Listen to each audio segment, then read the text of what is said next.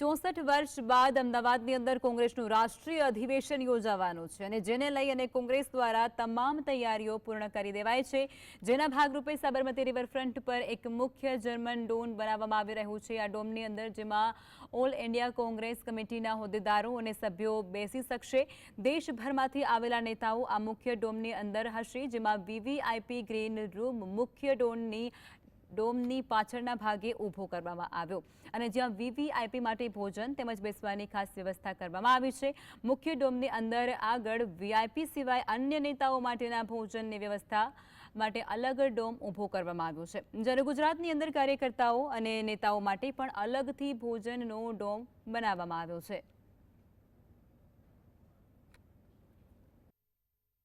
આગામી 8મી અને 9મી એપ્રિલના રોજ રાષ્ટ્રીય કોંગ્રેસનું જે અધિવેશન છે તે અમદાવાદ ખાતે મળવા જઈ રહ્યું છે, તેને જ લઈને જે 9મી એપ્રિલે અધિવેશન મળવાનું છે તે સ્થળ ઉપર અત્યારે હાલ તડામાર તૈયારીઓ છે તે કરવામાં આવી છે। જે જર્મન ડોમ વોટરપ્રૂફ અને એસી ડોમ જે બનાવવામાં આવ્યો છે તે ડોમ પૂરેપૂરો બનીને થોડીક જ વારમાં તૈયાર થઈ જશે। જે તિરંગા કલર છે તે તિરંગા કલરનો ઉપયોગ છે તે ડોમમાં કરવામાં આવ્યો છે, એટલે કે સંપૂર્ણ ડોમ તિરંગા કલરમાં જોવા મળશે અને સાથે જ આ જે મુખ્ય ડોમ છે તે મુખ્ય ડોમની પાછળ બીજો એક નાનો ડોમ બનાવવામાં આવ્યો છે।